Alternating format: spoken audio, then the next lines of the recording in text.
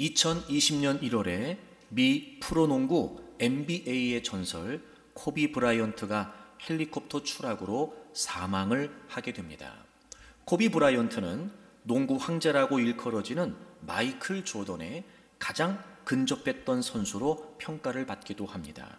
특히 마이클 조던이 인정한 유일한 선수가 바로 코비 브라이언트였다고 그래요. 마이클 조던이 이런 얘기를 했다고 합니다. 다른 선수는 모두 이길 수 있지만 코비와의 1대1 대결은 승리를 장담할 수 없다. 이렇게 농구의 황제였던 마이클 조던도 인정했던 선수가 바로 코비 브라이언트라고 합니다. 그는 물론 농구에 대한 탁월한 재능이 있기도 했지만 엄청나게 훈련량이 많기로도 유명했다고 합니다. 그 코비의 훈련이 666 프로젝트라고 하는 이름으로 많이 알려져 있다고 그래요. 666이 무슨 의미냐면 하루에 6시간, 일주일에 6일, 1년에 6개월을 훈련한다고 해서 666 프로젝트라고 그런다 그래요. 그러니까 경기가 계속 있는 시즌 중에는 이렇게 할 수 없고 경기가 없는 오프 시즌에 이렇게 집중해서 666 프로젝트로 훈련을 한다고 합니다. 그 맨 처음이 되는 하루 6시간 이렇게 구성이 된다고 그래요. 아침 4시에 일어난대요. 4시에 일어나서 트랙에서 인터벌 트레이닝을 하는데 100야드, 그러니까 100야드는 약 100m가 조금 안 되는 거리예요. 100야드를 전력으로 질주하고 그리고 200야드에서 400야드는 가볍게 조깅을 한대요. 그리고 5시 반이 되면 체육관으로 간 겁니다. 각각 5개의 스팟에서 200개씩 공을 던지는데 들어가는 것만 카운트를 한대요. 그러니까 들어가지 않으면 카운트하지 않고 들어가는 것만 카운트를 해서 각각 5개의 스팟에서 200개씩을 던진다고 합니다. 그러니까 다 들어가면 1000개잖아요. 코비가 말하기를 보통 1500개 정도 슛을 던진다고 한다고 그래요. 그리고 이번에는 똑같은 스팟에서 그냥 슛을 던지는 것이 아니라 페이드 어웨이로 슛을 해서 100개를 카운트한다고 합니다. 이 페이드 어웨이 슛이 어떤 슛이냐면 점프를 하면서 동시에 몸을 비틀어서 상체를 뒤로 젖힌 채 쏘는 슛이에요. 그러니까 굉장히 고난이도의 슛인 거예요. 이걸 각각 5개의 스팟에서 100개씩 골이 들어갈 때까지 던진다는 겁니다. 이건 그냥 아침 훈련일 뿐이래요. 그리고 이후 팀 훈련이 이어지게 되고 팀 훈련이 끝나면 또다시 개인 훈련을 한답니다. 1대1 훈련을 하는데 보통 밤 9시나 10시부터 시작을 한대요. 그래서 1대1 연습을 하고 1대1 경기를 하는데 특이한 점은 만약에 코비가 지게 되면 이길 때까지 계속한다고 그래요. 이렇게 하루 6시간 그리고 일주일에 6일, 1년에 6개월을 반복해서 훈련한다는 거예요. 코비 브라이언트가 훈련을 얼마나 중요하게 생각했는지 원래 그의 등번호가 8번이었는데 24번으로 바꿨다고 해요. 하루가 24시간이고요. 농구에는 공격 제한 시간이라고 하는 규칙이 있는데 그 시간이 바로 24초입니다. 매 시간, 매 초 최선을 다하겠다는 의미로 자신의 등번호를 24번으로 바꿨다고 합니다. 정말 지독한 연습벌레였던 겁니다. 마이클 조던과 코비 브라이언트를 모두 지도한 경험이 있었던 필 잭슨 전 감독이 코비에 관해 이렇게 이야기했다 그래요. 훈련에 임하는 자세만큼은 코비가 조던 이상이었다 이렇게 말이죠. 얼마나 훈련을 많이 하고 연습을 했는지 짐작이 되시겠죠. 그리고 그는 미국 농구 역사에 위대한 기록들을 세우게 됩니다. 은퇴 경기를 할 때 60점을 득점했대요. 최고령 그리고 최다 득점이었다고 합니다. 미 프로농구 파이널 우승을 5번을 하게 되는데 이 중 2번을 시즌 MVP를 차지했다고 합니다. 미국 국가대표로 올림픽에 출전해서 2008년, 2012년 2회 우승을 하기도 했고 NBA 올스타에 18번 뽑히게 되는데 현역으로 뛰었던 20년의 시즌 중에서 20번의 시즌 중에서 2번을 제외한 모두 올스타에 선정이 됐고 그 중에 4번은 MVP로 선정이 되게 됐다고 합니다. 그리고 시즌 득점왕을 2번이나 했다고 합니다. 그가 농구를 통해 보여준 엄청난 노력, 그리고 그 결과는 지금도 많은 농구 팬들뿐만 아니라 그리고 많은 사람들에게 귀감이 되고 있다고 합니다. 이런 코비 브라이언트 같은 선수에게 우린 그가 명목상의 선수다, 이름만 화려한 선수다라고 말할 수는 없을 겁니다. 그는 분명 진짜 농구 선수였던 거죠. 경기가 없는 오프 시즌에도, 비시즌에도 그는 늘 훈련을 게을리하지 않았다는 걸 보게 되면 그는 정말 깨어있는 농구 선수였던 것입니다. 그렇게 끊임없이 지독하게 훈련과 연습을 반복하면서 그는 최고의 농구 선수라고 하는 평가를 받을 수 있게 된 거지요. 명실상부 그런 진짜 농구 선수였던 겁니다. 사랑하는 여러분, 여러분은 진짜 그리스도인이십니까? 명목상의 그리스도인이 아닌, 이름만 그리스도인이 아닌 정말 그리스도인이 되기 위해 여러분은 어떻게 하고 계십니까? 깨어있는 그리스도인이 되려면 우린 믿음의 훈련을 게을리할 수 없고, 진짜 그리스도인으로 살려면 우린 신앙의 훈련을 소홀히 할 수 없을 것입니다.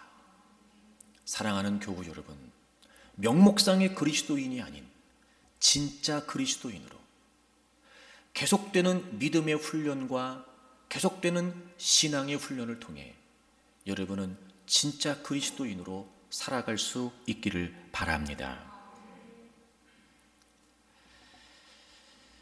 사대 교회가 있었던 사대라고 하는 지역은 상업적으로 번창했던 무역의 요충지였고, 지리적으로는 주변이 절벽으로 되어 있었으며 그래서 군사적으로 난공불락의 요새였습니다. 그래서 안정적이고 부유한 생활을 영위할 수 있는 지역이었습니다.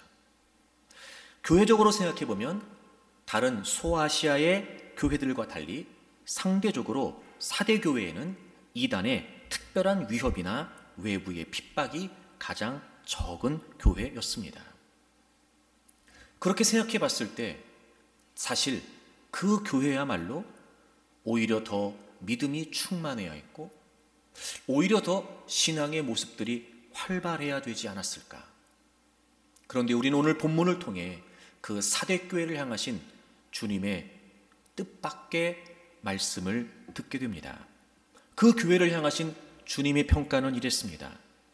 네가 살았다 하는 이름은 가졌으나 죽은 자로다. 이름은 있었습니다. 하지만 내용은 없었습니다. 겉모양은 그럴듯했습니다. 누가 봐도 교회였고 교인이었습니다. 하지만 그건 모양뿐이었을 뿐, 허울만 그럴듯했을 뿐, 그들은 지금 아무런 내실, 아무런 내용이 없었던 겁니다. 그 교회를 향해 주님이 죽었다라고 말씀하시죠. 교회로서 가장 심한 책망이 아닐까. 살았다 하는 이름은 있는데 너희들의 실상은 죽었다 말씀하신 이 주님의 평가. 영적인 정체성이 죽고 영적인 생명력이 상실되었다라는 말씀이었습니다. 외적인 형식과 모습은 갖추고 있었습니다. 하지만 영적인 모습은 상실했다는 겁니다. 살았다는 이름은 가졌으나 죽은 자. 여러분, 한 가지 기대한다면 저와 여러분에게는 이런 주님의 책망이 없기를 바랍니다. 우리 교회에는 이런 주님의 책망이 없었으면 좋겠습니다. 그럼 주님께서 그렇게 말씀하신 이유가 뭐였냐면 바로 그들의 행위 때문이었습니다.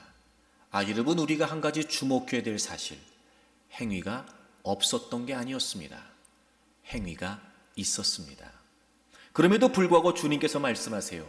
너희들의 행위 중에 온전한 것을 찾지 못했다. 하나님께서 보시기에 그들의 믿음의 행위는 충분하지 못했던 겁니다. 그들 나름대로 믿음의 행위가 없었던 건 아닙니다. 하지만 주님이 보시기에 그건 믿음의 행위가 아니었던 겁니다. 그건 그저 종교적인 형식적인 행위에 불과했던 거지요. 그래서 나름대로 교회의 모습을 갖추고 나름대로 종교적인 행위가 없었던 건 아니었으나 그럼에도 불구하고 주님께서 보실 때에 그들의 믿음의 행위는 형편없었던 겁니다. 결국 그 교회는 주님으로부터 영적인 시체와도 같다는 책망을 받게 되었던 겁니다. 이유가 뭐였냐면 그들은 하나님 앞에서라고 하는 믿음의 아주 중요한 의식을 놓치고 있었기 때문이었습니다. 제가 지난 주일에 이 하나님 앞에서의 의미를 두 가지로 말씀드렸습니다. 첫째는 하나님을 의식한다는 거였어요. 여러분, 이건 너무 당연한 일입니다. 우리의 믿음의 대상이 하나님이시라면 당연히 우리는 하나님을 의식해야 됩니다. 반면 하나님을 의식하지 않고 사람을 의식하게 되면 마음도 중심도 하나님께로 향하지 않은 채 얼마든지 종교적인 행위가 가능하다는 거 아니겠습니까? 여러분, 이건 정말 위험한 일입니다. 아예 믿음의 행위 자체가 없다면 모르겠어요. 하지만 있다는 겁니다. 그러니 어쩌면 여러분, 이 상황은 스스로도 스스로에게 속을 수 있겠다. 이를테면 아예 예배를 안 나온다면 또 모르겠습니다. 하지만 예배에 나오긴 나옵니다. 그런데 그 예배의 중심이 하나님께로 향하지 않는 겁니다. 그저 습관적으로, 형식적으로, 마지못해서, 사람이 의식돼서 어쩔 수 없이 살았다는 이름은 가졌으나 죽었다라고 하는 모습이 바로 그런 모습이라는 거예요. 하나님이 의식되지 않는. 그래서 이런 신앙의 일련의 행위들을 뭐라고 이야기해요? 성경은 외식이라고 이야기합니다. 여러분, 외식은 위선입니다. 마음이 담기지 않은, 중심이 담기지 않은, 그래서 외식은 위선입니다. 그건 허영과 교만으로부터 비롯됩니다. 사람에게 잘 보이려고 하는 거예요. 그러니까 그 말은 사람에게 영광을 얻으려고 하는 겁니다. 여러분, 진실된 믿음이라면 사람에게 영광을 얻으려고 하겠어요? 하나님께 영광을 돌리려고 하겠어요? 하나님께 영광을 돌리려고 하겠죠. 정말 내 믿음의 대상이신 하나님께 마음이 있다면 사람에게 영광을 받으려고 하겠어요? 하나님께 영광을 돌려드리려고 하겠어요? 하나님께 영광을 돌려드리려고 하겠죠. 그래서 여러분, 이 형식적인 종교주의적인 신앙의 모습은 외식이고 그건 사람에게 잘 보이려고 하는 진실된 그리고 진정한 모습이 아닌 과장되고 포장된 모습으로 자기를 과시하면서 사람들에게 영광을 얻으려고 하는 허영과 교만인 겁니다. 사랑하는 여러분, 이런 분들이 되지 않기를 바랍니다. 여러분, 하나님을 의식하십시오. 두 번째, 하나님 앞에서라고 하는 의미는 뭐였냐면 하나님의 말씀을 기준으로 산다는 거였습니다. 당연합니다, 여러분. 하나님이 의식된다는 게 무슨 의미겠어요? 그분이 뭘 좋아하시지? 그분께서 뭘 원하시지? 그분이 어떻게 하라고 하셨어? 끊임없이 여러분, 하나님이 의식된다면 그분의 말씀을 우리가 집중하지 않을 수 없을 겁니다. 하나님이 의식된다는 건 하나님 보시기에 좋아야 되고, 하나님이 의식된다는 건 하나님이 인정하시는 삶을 살겠다는 거니까요. 그러니 하나님께서 무엇을 원하시고 하나님께서 무엇을 기뻐하시는지 우리에게 알려주신 하나님의 말씀을 따라 사는 건 너무나 당연한 일이 될 겁니다. 하나님을 의식한다는 건 곧 하나님의 말씀을 따라 산다는 걸 의미하지요. 그리고 제가 지난주에 그런 말씀을 드렸어요. 우리가 하나님의 말씀대로 사는 건 물론 단순히 신앙적인 의미에서도 중요하다. 하지만 성경은 사실을 그대로 기록하고 있다. 여러분, 사실을 사실대로 믿는 것, 사실을 사실대로 믿고 행하는 것, 그것이 가장 합리적입니다. 그러므로 성경을 믿고 성경대로 사는 건 합리적인 삶의 모습입니다. 당연히 우리는 마땅히 하나님을 믿는 자들로서 하나님 말씀대로 산다는 게 신앙적으로 당연할 수 있습니다. 하지만 여러분, 그 이유 때문에 아닙니다. 상식적으로 생각해도 사실을 우리가 믿고 사실대로 살려고 한다면 사실 말씀대로 사는 건 가장 상식적이고 가장 합리적입니다. 성경은 사실대로 기록된 책이기 때문에 그렇습니다. 그러니 여러분, 저는 여러분들이 늘 하나님의 말씀을 기준으로 사는 분들이 되기를 바랍니다. 단순히 신앙적인 이유 때문만이 아닙니다. 시대랑 맞지 않아. 요즘 같은 때 다 어떻게 말씀대로 살아. 아유, 그래도 내가 믿으니까 말씀대로 살아야지. 이게 아니라고요, 여러분. 성경은 사실을 있는 그대로 기록하고 있습니다. 그러니 여러분, 성경대로 사는 것이 가장 상식적이고 그리고 가장 합리적이라는 사실을 잊지 마십시오. 결국 이 말씀이 우리에게 생명을 주고 이 말씀이 우리의 믿음에 생동력을 주며 이 말씀이 우리의 삶을 살려준다는 걸 잊지 마십시오. 우리 성경을 하나 찾아볼까요? 에스겔 20장입니다. 에스겔 20장 11절을 보시면 사람이 준행하면 그로 말미암아 삶을 얻을 내 율례를 주며 내 규례를 알게 하셨고. 여러분, 하나님 말씀대로 살고 하나님의 율법, 하나님의 규례, 즉 하나님의 뜻대로 살라는 거예요. 그럼 그게 뭐가 돼요? 그로 말미암아 삶을 얻는다는 겁니다. 삶을 얻는데요. 13절도 보시겠어요?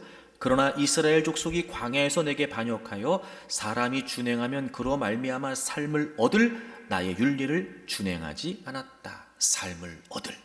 여기서 삶을 얻는다는 말이 무슨 말이냐면 생명을 보존한다는 말이에요. 그가 산다, 이런 뜻이에요. 그가 산다. 다시 말해 하나님의 말씀이 생명을 가져다주는 능력이 된다는 거예요. 여러분, 하나님이 우리를 만드셨습니다. 그리고 하나님께서 우리가 살아갈 수 있는 이 우주 공간을 만드셨습니다. 그리고 하나님은 우리가 어떻게 살아야 되는지를 말씀을 통해 우리에게 가르쳐 주셨지요. 그분께서 만드신 우리가, 그분께서 만들어주신 상황 가운데 사는 우리가 그분의 말씀대로 사는 건 우리가 생명을 얻을 수 있는 비결이 되는 겁니다. 그분으로부터 생명이 왔습니다. 그분으로부터 생명을 유지할 수 있고 보존할 수 있는 환경이 주어졌습니다. 그리고 그분이 우리에게 이렇게 살라고 말씀하셨습니다. 마치 우리 인생의 매뉴얼처럼 말입니다. 그러니 여러분, 말씀은 우리에게 생명을 가져다 주는 것이 분명합니다.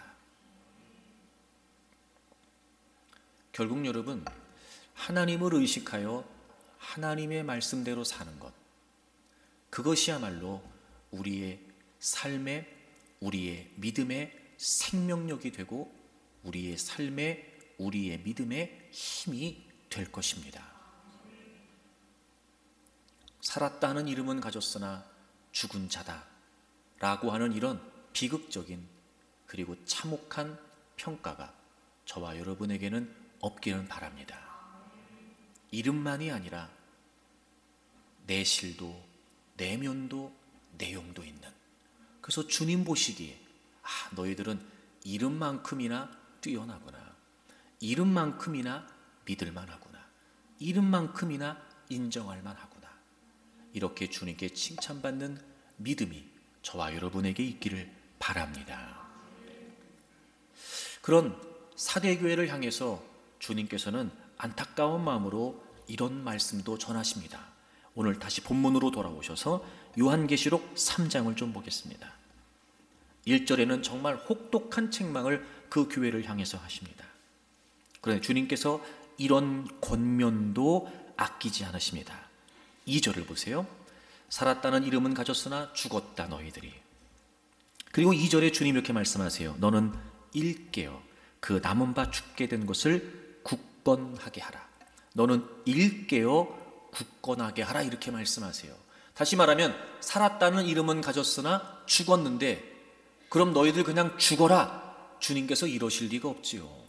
어떻게 하면 그 형식적인 종교주의적인 믿음, 이름만 있는 허울뿐인 믿음에서 좀 벗어날 수 있을까? 주님이 말씀하세요. 일깨어, 일깨어. 여러분, 여기서 일깨어라고 하는 이 말이 wake up, 바로 정신을 차리다는 거예요. 깨어나라는 겁니다. 더 이상 잠들어 있지 말라는 겁니다. 하나님 앞에서라고는 의식 없이, 즉 하나님께 잠들어 있는, 하나님을 향한 마음과 중심들이 다 잠들어 있는 그들을 향해 주님 말씀하세요. 깨어나라고 말씀하십니다. 깨어나라고. 왜 깨어나야 되냐면 굳건하게 해야 되기 때문에 그렇다는 거예요. 굳건하게. 깨어나는 것 자체가 이유가 아니고요, 너희들이 굳건하게 해야 된다는 거예요. 여러분, 여기서 이 굳게 하라라고 하는 말이 무슨 말이냐면 강하게 하다, 붙들다, 이런 뜻이에요. 그래서 이 말은 붙들어서 강하게 하라는 거예요. 이게 명령형으로 사용됐는데 어떤 의미인가 찾아봤더니 시급성을 다투어서 특별한 행위를 하도록 하는 강한 명령이었어요. 그렇죠. 주님이 지금 사대교회의 모습을 보실 때 너무 지금 다급한 상황이에요. 곧 죽을 지경이에요. 거의 시체와도 다름없어요. 그 교회를 향해 주님이 다급하게 정말 그들이 꼭 해야 되는 것을 말씀하세요. 너네 일깨어서 붙들어 강하게 하라는 거예요. 제발 좀 깨어나라. 제발 좀 정신을 차려. 잠에서 좀 깨어나. 그리고 니네 강하게 붙들어야 된다. 이렇게 지금 말씀하시는 거죠. 그게 살 길이라는 겁니다. 그게 그런 믿음에서 다시 살아날 수 있을 거라는 거예요. 그런 형식적인 믿음, 허울뿐인 믿음, 명목성인 믿음, 여러분, 아무런 생명력과 아무런 힘도 발휘하지 못하는 그 죽은 것과도 같은 그 믿음에서 벗어나기 위해 너희들은 깨어나서 강하게 붙들라는 거예요. 뭘 말입니까? 뭘, 여러분? 그 남은 바 죽게 된 것을, 그 남은 바 죽게 된 것을. 지금 그들은 영적인 생명력을 상실하고 있습니다. 그래서 주님께서 이름은 가졌으나 죽은 자라고 혹독하게 그들을 책망하십니다. 그런데 그런 중에도 여전히 남아있는 신앙의 불씨가 있었던 겁니다. 곧 죽게 된 상태 맞습니다. 그러나 영적인 죽음의 지경에 온 것은 사실이지만 아직 남아있는 것이 있었던 거예요. 주님께서는 지금 왜 다급하게 그렇게 깨어나라고 말씀하실까? 죽은 것과 다름없는 그들의 형편 속에 주님 보시기에 작은 신앙의 불씨가 남아있었던 겁니다. 완전하게 생명력을 상실했던 건 아니었습니다. 그래서 주님께서는 다급하게 그들을 깨우시면서, 야, 그 남은 거 있어, 남은 거. 아주 미약하지만 작은 신앙의 불씨가 아직 남아있다. 그러니 그 남아있는 걸 너희들 강하게 붙잡아야 된다는 거예요. 그들은 지금 잠들어 있었기 때문에 그걸 보지 못했던 겁니다. 그들은 너무 무기력해 있었기 때문에, 그들은 영적인 생명력을 놓치고 있었기 때문에 그걸 그들은 볼 수 없었던 겁니다. 하지만 주님은 그걸 보셨던 거예요. 그리고 지금 잠들어 있는 그들을 깨우시는 겁니다. 왜요? 아직 살아날 수 있는 가능성이 있었으니까요. 그래서 그 생명의 흔적을 주님께서 발견하시고, 너희들 빨리 깨어나라. 그리고 더 늦기 전에 그 남아있는 영적인 생명력을 보존하고 지키고 붙들어라. 그러면 너희들 다시 살아날 수 있을 것이다. 이렇게 말씀하시는 거예요. 아, 여러분, 주님께서는 살았다는 이름은 가졌으나 죽은 자들이라고 책망하셨음에도 불구하고 여전히 그들을 면밀히 살피셔서 남아있는 신앙의 불씨를 발견하시고 지금 그들을 깨우고 계시는 겁니다.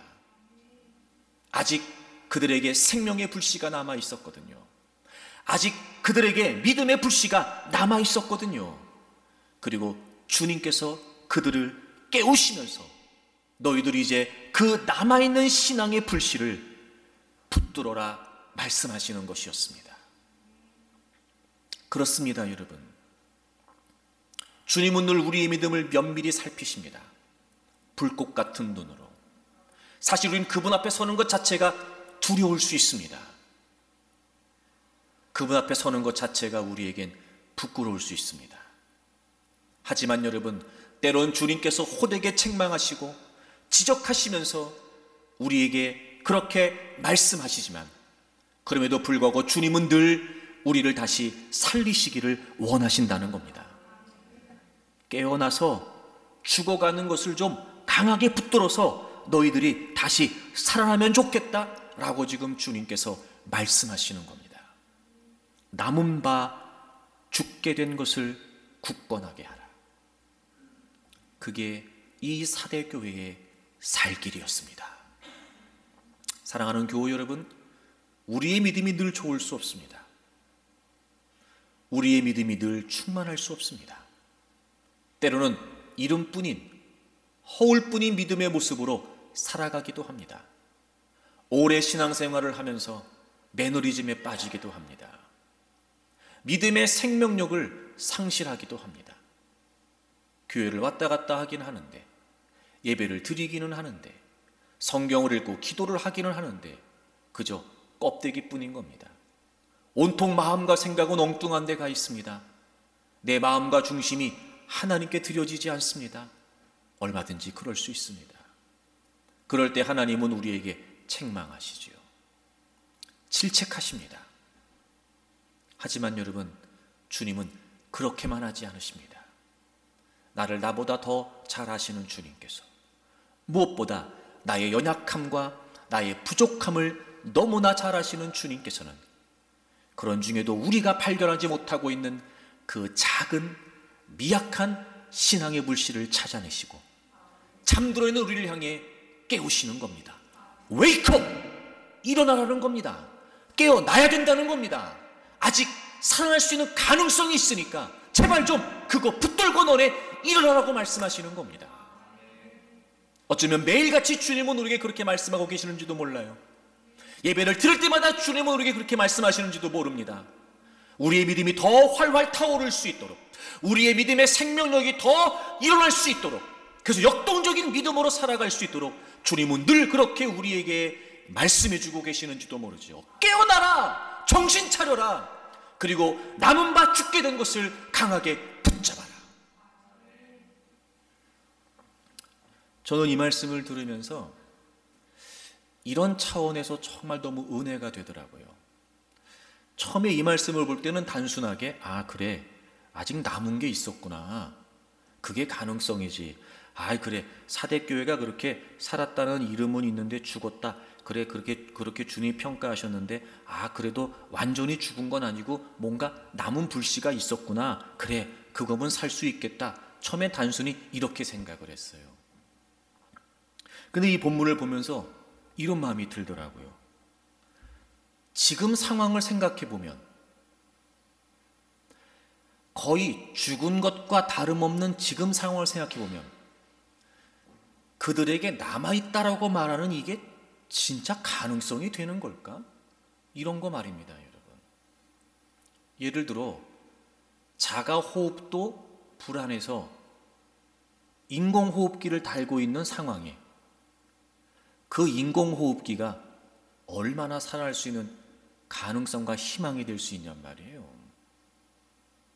지금 오락가락하고 있는 상황인데 말입니다. 그렇게 간신히 숨이 붙어 있는데 그걸 희망과 가능성이라고 말할 수 있을까? 이런 마음이 들었어요. 죽은 것과 다름없는 이 사대교회의 상태의 현 상황을 볼 때 남아있다라고 주님 말씀하시지만 남아있는 그것이 과연 가능성이 될 수 있을까? 저는 이런 마음이 들었어요. 이 주님의 말씀을 통해서 이런 깨달음이 주어졌어요. 남아있는 게 가능성이 아니다. 그 남아있는 것으로라도 살리시려고 하는 주님이 가능성이었던 거예요. 포기해도 되는 거였습니다. 포기하는 게 맞습니다. 근데 주님께서는 그 남은 가능성, 그 조그만 가능성 하나라도 찾아내시면서 그걸 붙들고 일어서기를 원하셨던 거예요. 그 주님의 마음. 어떻게 해서든지 죽어가고 있는 사대교회를 멈추시고 다시 살리시려고 하는 바로 그 주님의 마음. 자신의 교회를, 자신의 자녀들을 끝까지 포기하지 않으시고 죽은 것과 다름없는 그 상황에 비해 그 남아있는 불씨가 무슨 의미가 있을 만큼 불가능한 상황이지만 그럼에도 불구하고 끝까지 포기하지 않으시고 그 작은 가능성이라도 보시면서 기대하고 계시는 주님, 바로 그 주님이 회복과 생명의 가능성이었던 겁니다. 그렇습니다, 여러분. 가능성은 우리에게 있는 게 아니었습니다. 남아있다고요? 아니, 그게 무슨 가능성이 되겠어요, 여러분? 지금보다 더 많이 있을 때도 우리의 믿음은 점점 이렇게 깔아앉고 점점 이렇게 형편없어지는데 말입니다. 믿음이 충만에 따라가도 믿음이 여러분 곤두박질 치는데요. 그러니 죽은 것과 다름없는 이 상황에 그 작은 남아있는 불씨가 무슨 가능성이 되겠습니까? 그렇지 않습니다. 남아있는 작은 불씨가 가능성이 아니라 그 작은 불씨라도 살려보겠다고 부뚜막에 주저앉아 검은 연기를 뒤집어 쓰면서 입김을 불어놓고 어떻게든지 살려보겠다고 부채질을 하면서 그 작은 불씨라도 살려 큰 불을 만들려고 하는 그 누군가가 있기 때문에 불씨가 살아나는 거지요. 너무 은혜가 됐어요, 여러분. 내 믿음이 이렇게 형편없고 내가 주님 앞에 이것밖에 안 되는 모습인데 눈을 씻고 찾아봐도 믿음의 가능성이라고는 조금도 없는데 이젠 껍데기뿐이고 이젠 이름만 있고, 그럼에도 불구하고 주님은 어떻게든지 우리를 살리시기 위해 끝까지 포기하지 않으시고 잠들어 있는 사대교회를 막 흔들어 깨워가시면서 제발 좀 너네 일어나야 된다, 아직 남아있어 남아있어, 이렇게 말씀하시는 주님, 여러분, 그 주님이 우리의 가능성입니다. 그 주님에 관해 성경은 우리에게 이렇게 알려주고 있습니다. 여러분, 이사야 42장을 찾아보세요. 이 표현은 예수 그리스도에 대한 표현입니다. 이사야 42장 3절을 보시면 상한 갈대를 꺾지 아니하며 꺼져가는 등불을 끄지 아니하고 진실로 정의를 시행하실 것이다. 바로 죄로 인해 절망과 죽음 가운데 있었던 우리를 외면치 않으시고 긍휼과 사랑을 베푸셔서 구원하시기 위해 오시는 바로 그 예수 그리스도를 향한 예언의 말씀입니다. 상한 갈대를 꺾지 않으시고 꺼져가는 등불을 끄지 않으신다는 겁니다. 여기서 상한 갈대라는 건 부러진 갈대를 의미합니다. 온전한 상태에 있지 못한 겁니다. 여러분, 부러졌다면 잘라버리는 게 맞습니다. 조경을 하다 보면 압니다. 이미 여러분 부러졌다면 잘라내는 게 깨끗합니다. 이미 우린 부러진 갈대와도 같았습니다. 근데 주님께서는 부러졌다 하여 잘라버리지 않으시겠다는 겁니다. 꺼져가는 등불, 바로 희미한 심지를 말합니다. 깜빡깜빡거리는 초처럼 말이죠. 막 꺼지기 직전에 아무런 소망도 없는 절망적인 상황, 꺼져가는 심지 말입니다. 소멸되기 직전인 겁니다. 여러분, 그거 아시죠? 오히려 그런 불씨는요, 꺼버리는 게 안전합니다. 왜냐하면 아예 불이 붙어 있으면 주의를 기울일 텐데 왔다 갔다 하면서 여러분 심지가 그렇게 여러분 꺼져가고 희미해지면은요, 그만큼 덜 주의를 기울이게 마련이거든요. 그러니 여러분, 그런 불씨는 어떻게 하면 됩니까? 완전히 꺼버리는 게 안전한 겁니다. 그래야 냄새도 덜 나요, 여러분. 연기도 안 납니다. 심지가 여러분 꺼져가면서 희미해지면 얼마나 연기가 많이 나는지 몰라요. 꺼버리고 내버리면 그만입니다. 그런데 그 꺼져가는 심지도 비벼서 끄지 않으시겠다는 거예요. 제가 더 놀랐던 건 뭐냐면 그 뒤에 표현이에요.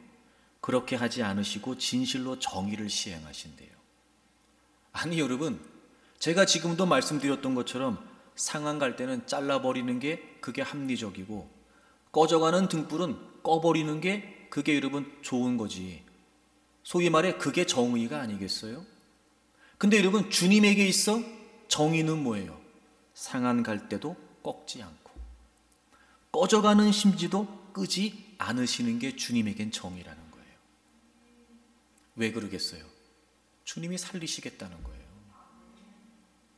주님이 다시 접붙여서라도 살려내시겠다는 거예요.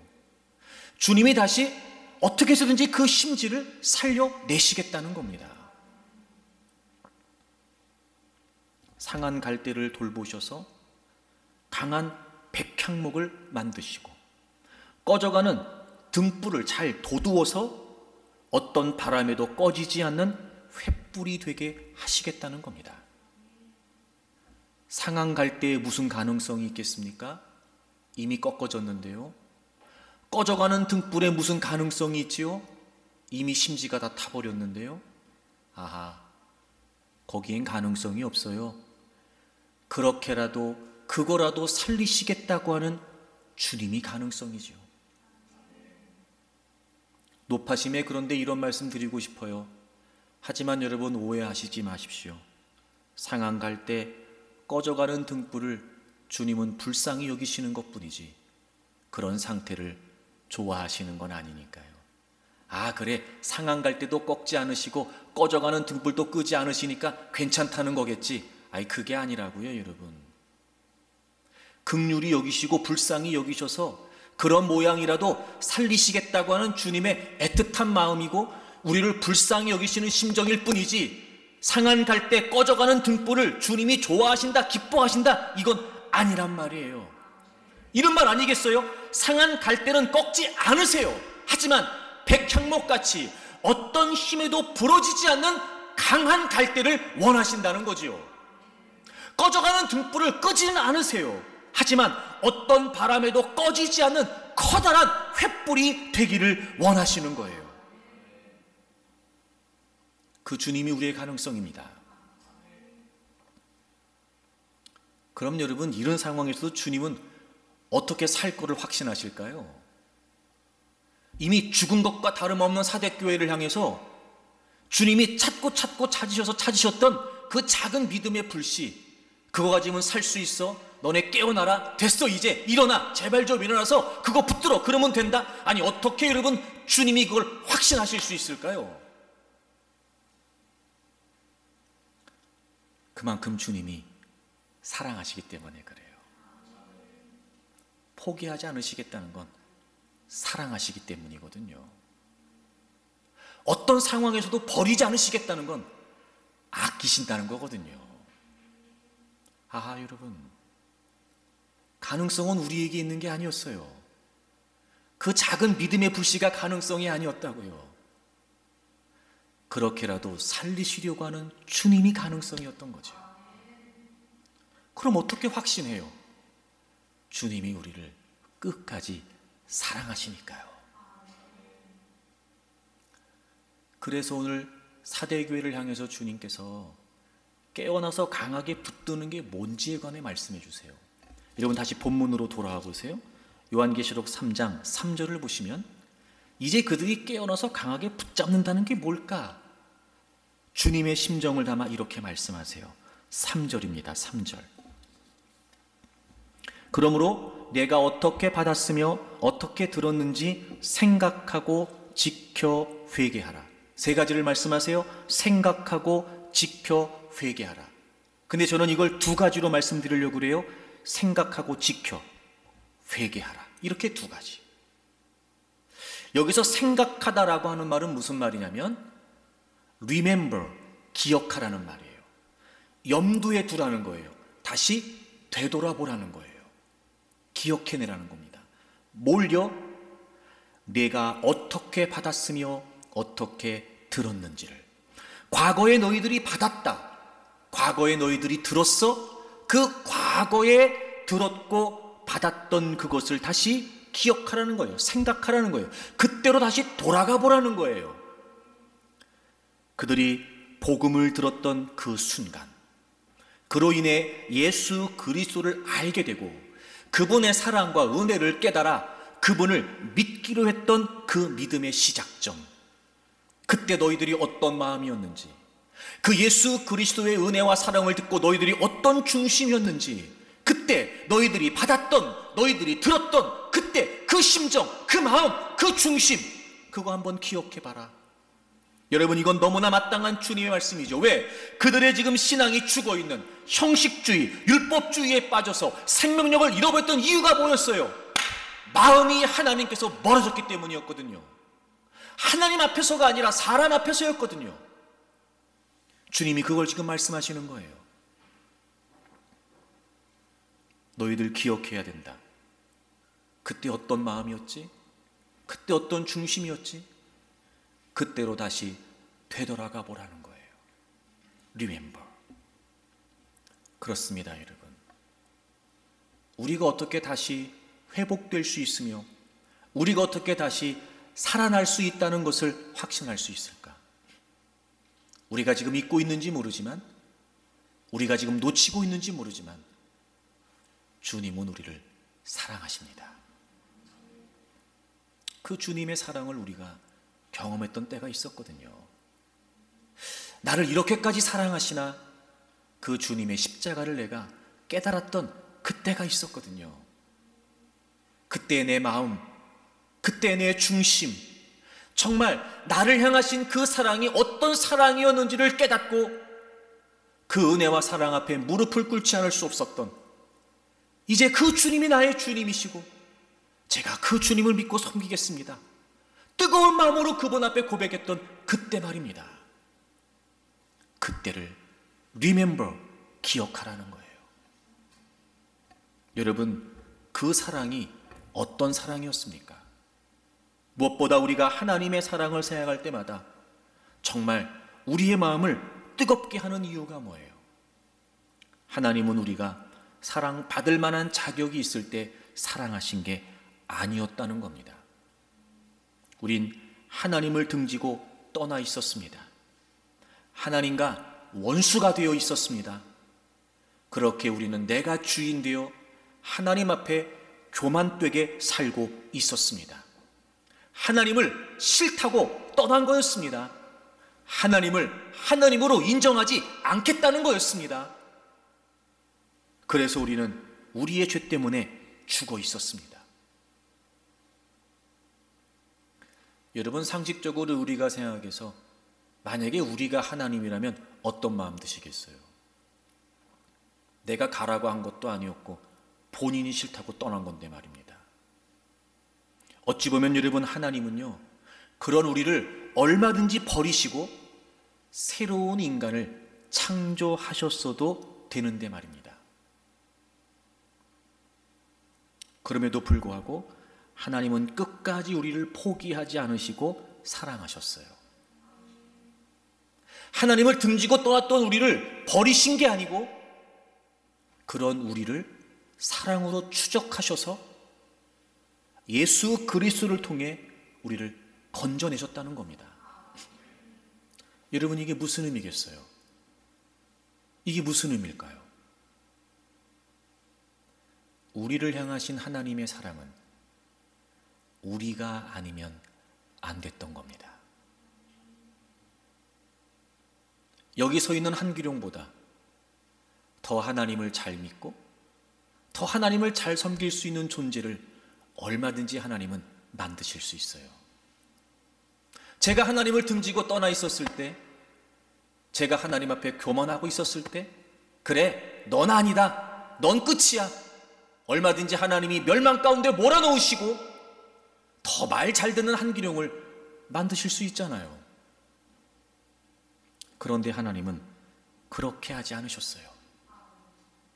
오히려 하나님은 하나님을 떠났던 우리 인간들을 포기하지 않으시고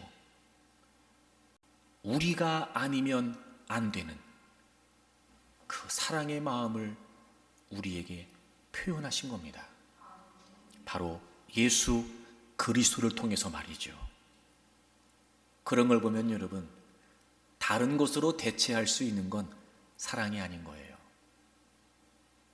하나님의 사랑은 그 어떤 것으로도 우리를 대신할 수 없었던 겁니다. 누가복음 15장에 나오는 두 가지 비유를 보면 그 주님의 심정이 정말 잘 담겨 있죠. 여러분 잘 아시죠? 집을 나간 둘째 아들, 잃어버린 한 마리의 양. 둘째 아들은 아버지 재산을 먼저 받아가지고 집을 나가버렸어요. 큰아들이 있었거든요, 여러분. 근데 여러분 놀랍잖아요. 아버지는요, 계속 둘째 아들을 기다립니다. 아니, 더 말 잘 듣고 말썽 안 부리고 집에서 열심히 일하고 있는 큰아들이 집에 있는데요, 한 마리의 양을 목자가 잃어버립니다. 여러분, 99마리가 우리에 있어요, 지금. 그 중에 한 마리 잃어버린 건데, 뭘 여러분, 양들을, 나머지 99마리 양들을 내팽겨치고 언제 어느 시점에 맹수의 위협을 받을지도 모르는 그 99마리 양들을 놔둔 채 이런 목자가 잃어버린 한 마리 양을 찾아 나선다니 말입니다. 99마리 양이 있다니까요, 우리에. 이 비유를 통해 주님이 어떤 말씀을 우리에게 하고 싶은 걸까요? 아무리 맏아들이 집에 있어도 이 아버지에게 이 맏아들은 집 나간 둘째 아들을 대신할 수 없었던 겁니다. 99마리의 양이 우리에 있었는데 이 목자에게 잃어버린 한 마리 양 99마리가 대신할 수 없었던 거예요. 그게 사랑입니다. 그게 저와 여러분을 향하신 하나님의 사랑이었어요.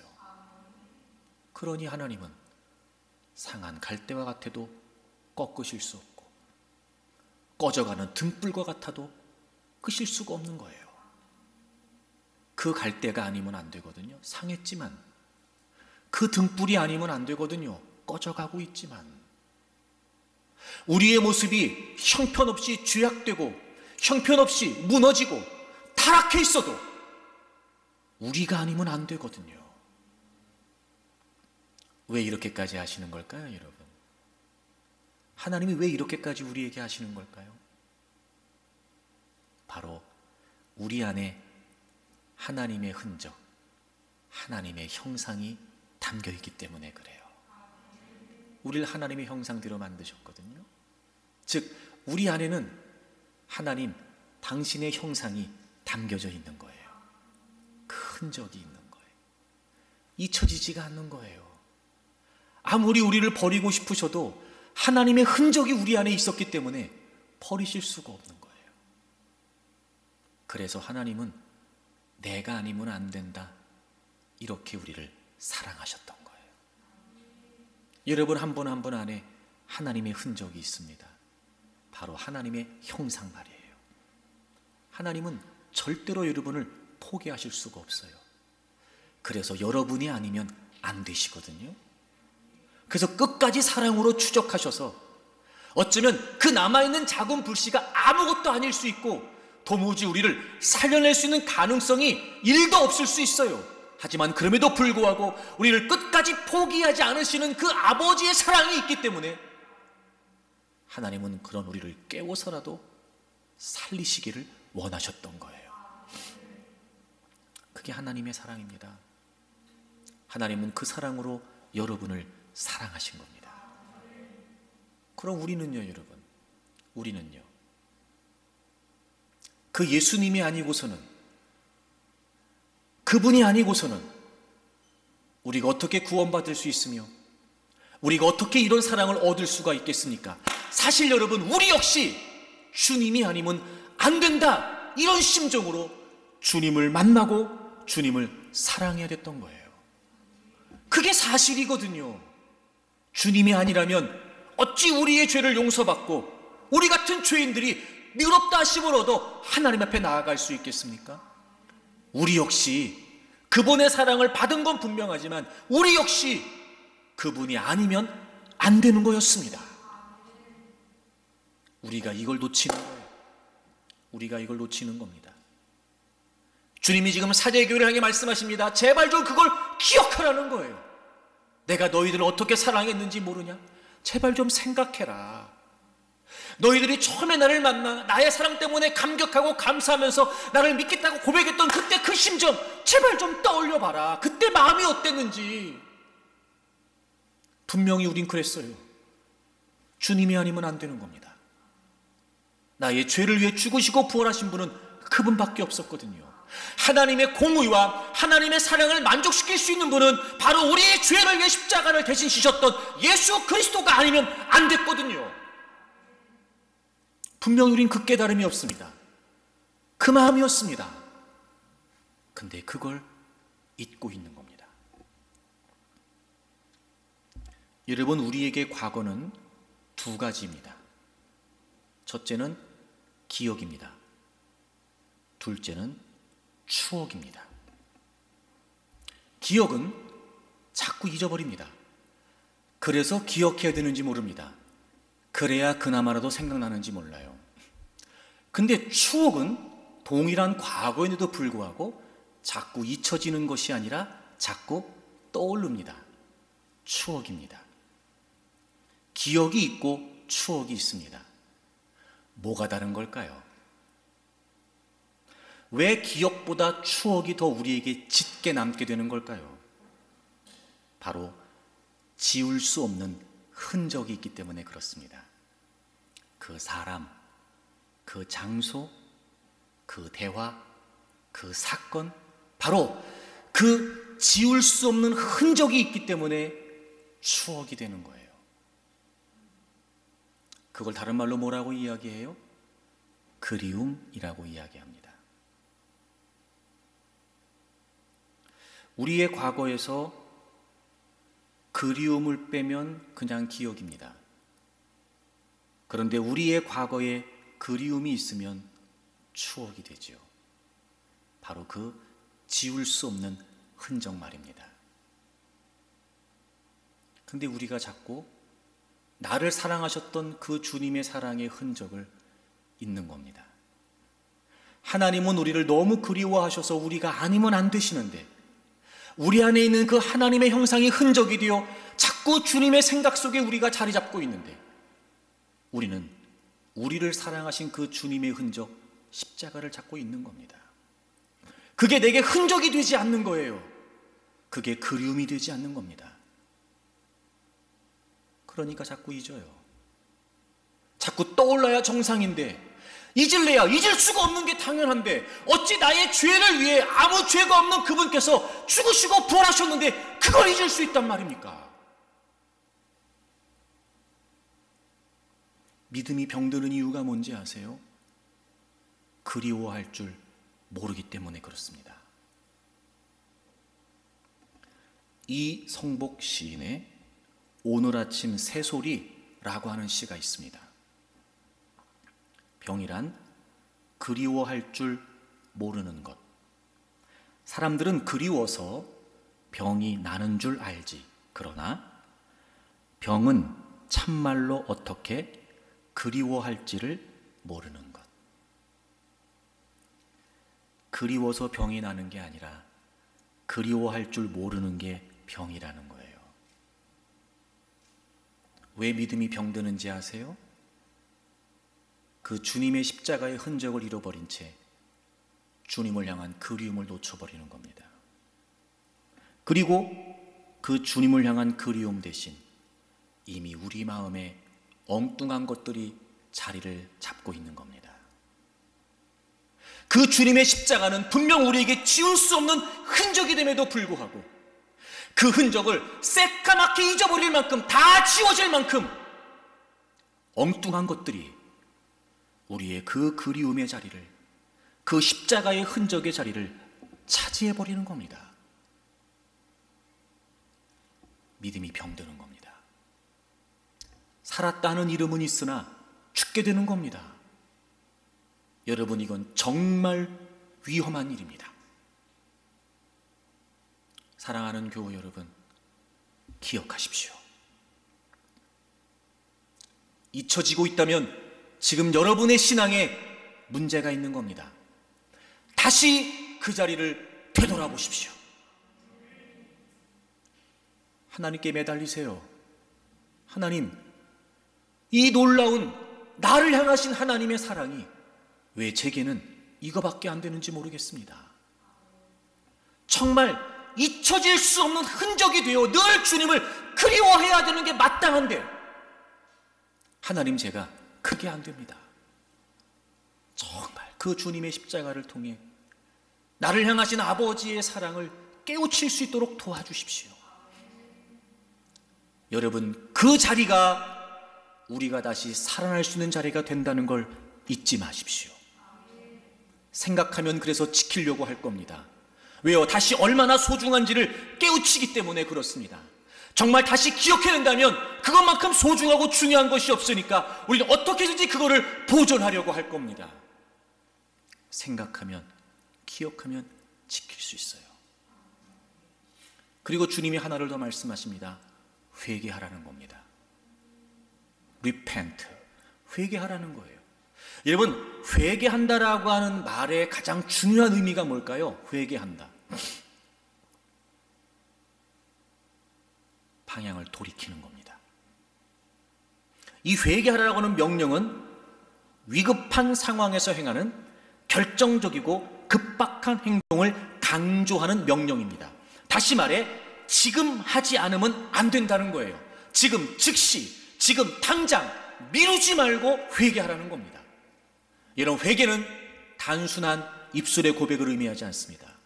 회개의 진정한 의미는 방향을 돌이키는 겁니다. 사실 여러분, 구원이, 복음이 바로 그런 의미죠. 회개해야 구원받을 수 있다. 회개해야 은혜 받을 수 있다. 회개해야 주님의 은혜를, 사랑을 경험할 수 있다. 이게 무슨 말이에요? 구원은 그 자체로 사실 삶의 방향을 돌이키는 것입니다. 하나님을 등지고 살던 삶에서 이제 다시 그분께로 방향을 바꾸는 것으로부터 시작된다는 거지요. 누구든 진정으로 그 삶의 방향을 하나님께로 바꿀 때 그는 진정 새로운 삶을 살 수 있습니다. 그런데 여러분, 여전히 우리가 하나님을 믿는다고 말하지만 우리의 삶의 방향이 전환되지 않고 있는 겁니다. 이게 뭘까요? 교만입니다. 방향을 바꾼다는 건 내가 주인 되었던 삶에서 이제 하나님을 주인으로 살겠다는 거지요. 최초의 인류였던 아담과 하와가 하나님 말씀을 어기고 죄를 지었던 그 타락의 본질이 뭡니까? 내가 하나님 되려고 했던 교만이었습니다. 그게 우리를 죄와 사망과 저주와 구렁텅이로 몰아넣게 된 것이었습니다. 회개한다는 게 무슨 의미일까요? 삶의 방향을 하나님께로 바꾸는 겁니다. 교만한 마음을 내려놓고 교만한 마음을 깨뜨리고 이제 겸허히 하나님 앞에 엎드려 하나님이 나의 주인이십니다. 나를 위해 죽으시고 부활하신 그 예수 그리스도가 이제 내 삶의 주인이십니다. 회개는 돌이킨다는 걸 의미합니다. 사랑하는 교우 여러분, 그 자리에 그냥 머물러 있으려고 한다면 여러분은 진정으로 주님의 사랑과 은혜를 경험할 수 없게 될 겁니다. 아무리 하나님에 관해 많은 이야기를 듣고 아무리 십자가에 관해 많은 이야기를 여러분이 들었다 한들 본다고 한들 여러분의 삶의 방향을 바꾸려고 하지 않는다면 여러분은 진정한 하나님의 사랑과 은혜를 경험할 수 없을 것입니다. 즉, 여러분이 그 자리에 머물러 있으려고만 한다면 결정적으로 여러분을 믿음으로 이끌 만한 확실한 증거는 얻을 수 없다는 겁니다. 그러나 돌이키려고 결단하는 순간 분명히 여러분들은 살아계신 하나님을 그리고 그분의 은혜와 사랑을 체험할 수 있게 됩니다. 그분께로 삶의 방향을 돌이키는 진정한 회심, 진정한 회개, 이것이야말로 우리를 하나님의 사랑으로 이끄는 비결이 되는 것입니다. 이사야 55장을 찾겠습니다. 이사야 55장 6절입니다. 너희는 여호와를 만날 만할 때에 찾으라. 가까이 계실 때에 그를 부르라. 만날 만한 때, 가까이 계실 때. 여러분, 가까이 있다고 하는 겁니다. 지금 만날 만한 때라고 말하는 거예요. 만난 게 아니에요. 가까이 있는 게 아니에요. 즉 하나가 된 게 아니에요. 만날 만한 때, 가까이 계실 때. 이게 무슨 의미겠어요? 하나님의 심판을 유보하신 채 죄인들을 초대하고 계시는 은혜의 때를 말합니다. 지금은 은혜의 때입니다. 즉 아직 하나님이 우리에게 기회를 주고 계신다는 거예요. 그때 어떻게 하래요? 하나님을 찾으래요. 하나님을 부르래요. 그럼 하나님을 찾고 하나님을 부르는 게 뭐예요? 여러분 7절 다 같이 읽겠습니다. 7절입니다. 시작. 악인은 그의 길을, 불의한 자는 그의 생각을 버리고 여호와께로 돌아오라. 그리하면 그가 긍휼히 여기시리라. 우리 하나님께로 돌아오라. 그가 너그럽게 용서하시리라. 보세요 여러분, 하나님을 찾으라, 하나님을 부르라. 그럼 은혜 때 하나님을 만날 수 있대요. 어떻게 해야 돼요? 첫째, 버려야 돼요. 그의 길을, 그의 생각을, 즉 하나님 없이 하나님을 떠나 살았던 모든 삶의 길을, 그의 모든 생각을, 하나님이 없다고 했던 그의 모든 생각을 뭐 하래요? 버리래요 여러분. 이 말은 떠나라고 하는 말도 있습니다. 하나님 없이 살았던 그 인생의 길에서 떠나라는 겁니다. 하나님 없어도 된다라고 하는 그 생각을 버리라는 겁니다. 그리고 여호와께로 돌아오랍니다. 돌이키라는 거죠. 당연합니다 여러분. 하나님께로 돌아오려면 그 이전에 내가 살았던 모든 삶을 버려야 하나님께로 돌아올 수 있지 않겠습니까? 그렇게 하나님 없이 죄인 때 길은, 악인 때 길을, 불의한 길을 살고 있었던 우리가 방향을 돌이켜야 하나님께로 갈 수 있지 않겠습니까? 그저 내가 있는 곳에서 머무르면서 아버지 찾으면 만날 수 있다는 게 아니에요. 버리라는 겁니다. 돌이키라는 겁니다. 그리고 하나님께로 돌아오라는 겁니다. 그런 그분께서 우리를 긍휼히 여기셔서 우리를 용서해 주시겠다는 거예요. 회개는 돌이킨다는 겁니다. 돌이킬 때에만 진정으로 여러분이 하나님을 경험할 수 있습니다. 자, 여러분 이런 겁니다. 돌이키기 전까지 돌이킬 수 있는 동기는 부여하십니다, 하나님이. 하지만 돌이키기 전까지 진정한 은혜를 경험할 수는 없습니다. 왜요? 돌이키지 않은 채 그대로 머물러 있으면 안 되니까요. 돌이키도록 동기를 부여하신다고요. 어떤 단서를 주십니다. 하나님의 사랑에 관해서 말이죠. 하지만 결정적 증거를 찾기를 원한다면 하나님께로 방향을 돌이켜야 됩니다. repent. 그게 회개예요, 여러분. 그럴 때 비록 우리에게 남아있는 믿음의 작은 불씨는 형편없어 보일지 모르지만 우리를 끝까지 포기하지 않으시고 마침내 살려내시겠다는 그 애틋한 마음으로 우리를 깨우시는 그 주님께서 다시 우리를 살려내시겠다는 겁니다. 사랑하는 교우 여러분, 이제 우리가 깨어나야 됩니다. 주님은 우리를 포기하지 않으시고 정말 신락 같은 믿음이 남아 면밀히 살피셔서 우리를 일깨워 주십니다. 기억하고 회개하면 다시 우리는 상한 갈대가 아니라 강한 백향목처럼, 꺼져가는 등불이 아니라 그 주위를 환히 밝히고 온기를 전할 수 있는 강한 횃불처럼 하나님께서 다시 살려내 주실 것입니다. 국내외를 오가면서 영화, 방송 이런 분야에서 오랫동안 문화 콘텐츠 작가 겸 디렉터로 활동하고 있는 레이먼드 조라고 하는 분이 쓴 자신의 책 관계의 힘에 보면 이런 대목이 나옵니다. 인간을 움직이는 것은 마음이고 마음의 심장은 바로 자존심이다. 자존심을 위해서라면 무슨 짓이든 하는 존재가 인간이다. 사람은 본능적으로 자신을 인정해 주는 곳으로 가려는 습성을 가지고 있다. 인간은 자신의 가치를 인정받을 때 최대의 기쁨을 얻는다. 그 욕구는 돈의 힘보다 훨씬 강하다. 오죽하면 나를 알아주는 사람을 위해 목숨을 건다라는 말이 나왔겠나. 우리 자신의 가치를 인정받을 수 있는 곳, 예수 그리스도의 십자가입니다. 그건 이 세상의 어떤 것보다 우리를 우리 되게 하는, 우리를 다시 살아나게 하는 강력한 힘이 될 수 있습니다. 바로 그 예수 그리스도의 십자가, 그 사랑의 자리에서 나를 찾을 수 있고 나의 존재의 가치를 회복할 수 있습니다. 그게 사랑하는 겁니다.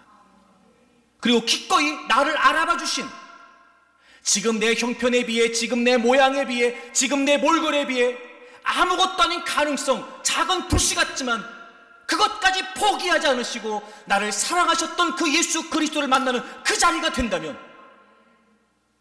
얼마든지 우리는 주님께 집중하여 주님을 위해 살아가는 강한 믿음의 용사가 될 수 있다는 겁니다. 우리가 지금 사순절 기간을 보내고 있습니다. 사랑하는 여러분, 그 주님의 은혜와 사랑 앞으로 초청합니다. 기억하십시오. 회개하십시오. 그리고 그 예수 그리스도의 사랑과 은혜 안에서 다시 여러분이 생명력을 되찾고, 결코 살았다는 이름은 가졌으나 죽은 자다라고 하는 주님의 혹독한 책망이 아니라, 이제는 내가 너희들을 보니 마음이 흡족하다, 내가 너희들의 믿음을 보니 신뢰할 만하다, 잘했다, 충성된 종들아, 이렇게 진정한 주님의 칭찬을 들을 수 있는 강한 믿음의 용사로 일어설 수 있기를 바랍니다.